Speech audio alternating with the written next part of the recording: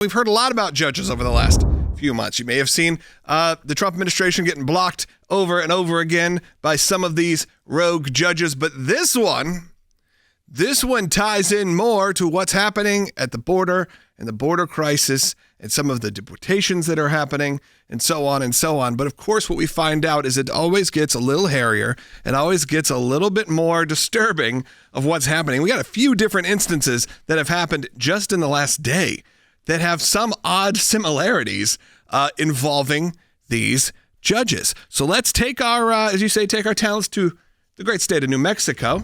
A former state judge, county magistrate judge Joel Cano and his wife Nancy Cano were arrested by federal authorities yesterday evening. Yes, just the last few hours. Right. Really. And what they are accused of and being charged with is that they were harboring an illegal immigrant that was a member of Tren de Aragua. That is the Venezuelan gang that has been listed as a foreign terrorist organization now, and many of these deportation flights that are happening under the Alien Enemies Act are related to those gang members. This was a judge in New Mexico that was having a member of Tren de Aragua living in his guest house for some time. This individual came to the United States illegally in 2023. They were detained at the border, but because of the housing issues under the Biden administration, was given a court date and released. The old catch and release as they did during the Biden years. And of course, he made his way to become and worked as a handyman apparently for some time for this judge, became good friends of the family. Spending Christmases, holidays. There's photos of him with their family at Christmas. And when federal authorities were investigating to find this individual. Doing their search, they're hunting, they're obviously doing all of the spy work, if you will, to make sure they're tracking people, finding out where could they possibly be. We're looking for these, crime bosses of Tren de Aragua. And where'd they find him? They found him in the guest home of this judge. The judge then resigned from the bench just last week. Again, hold on. I think you went over that a little too chill.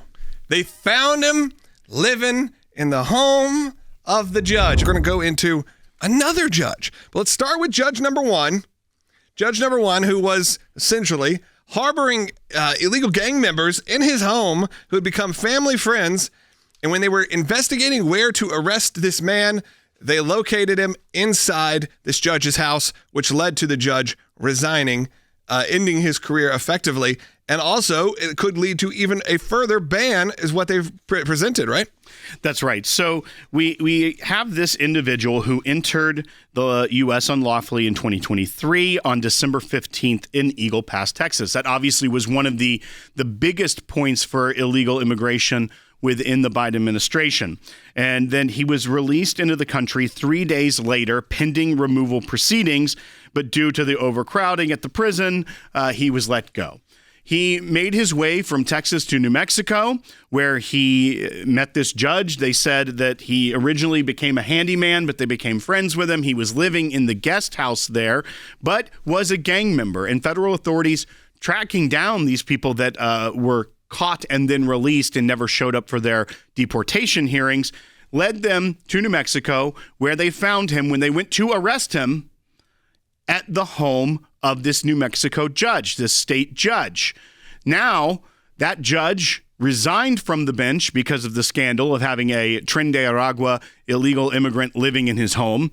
But then he was banned for life from the New Mexico Supreme Court of serving as a judge ever again. But it didn't stop there. Yeah. Now, federal authorities have arrested this judge that was harboring an illegal criminal gang member in his home just last night. So he and his wife were arrested in New Mexico, and he will not be on the bench in New Mexico anymore, but may be facing very severe penalties in federal court coming up. Let's move our attention to the state of Wisconsin, where there's another judge involved in another situation similarly. Maybe not living with him, but not too far off. So this happened in Milwaukee, and this was another state judge. So once again, these aren't federal judges where they get a lifetime appointment. Many of these have an election if you're a local judge, things of that nature. So these are in the state court systems.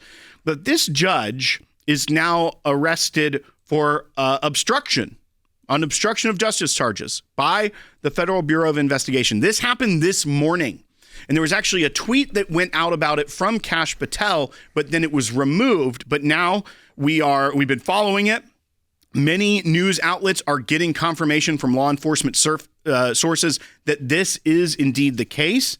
And this judge, allegedly, when the federal authorities showed up to arrest an illegal migrant that had a hearing at the courthouse before her, she didn't let the federal authorities know where he was or even try to say, hey, let me do my proceedings.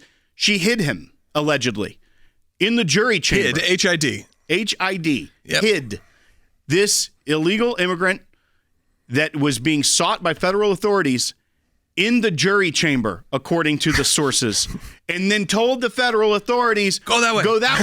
Like old Scooby-Doo. Yeah, like, Scooby-Doo. And then the feds then found him when he tried to escape the courthouse and chased him on foot and were able to arrest this person.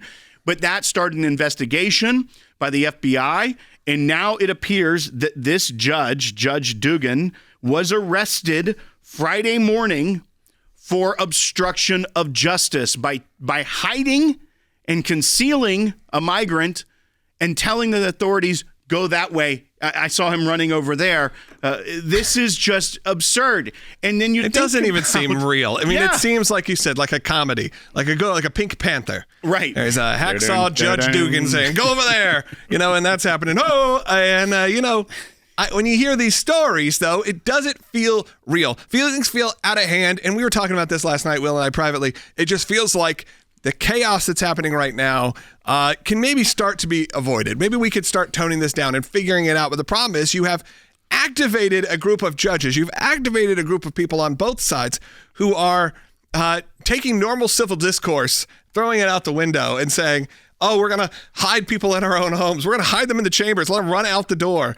In Milwaukee, again, in Wisconsin, this is happening. There are potential constitutional crises, but it's when there are people that are state judges in this country that are not just having the normal lawfare or having different legal philosophy and obstructing through the courts and being an activist judge. But in these cases, these two specific cases are actually conducting criminal illegal activity to stop the enforcement of our immigration laws. Like we talk about the activist judges on one side where it is using these nationwide injunctions. And by the way, if you're fed up with that, the ACLJ is representing the state of West Virginia in a brief we're filing at the Supreme Court next Tuesday. So we'll talk more about that later, but we're going to fight it through the court system because we're not law enforcement. So our attorneys are right now working. That's another good reason to support the ACLJ is that we are trying to push back. We are representing a state to try to put an end to these nationwide injunctions by activist judges. But then on the other hand, you have these activist judges that are literally doing crimes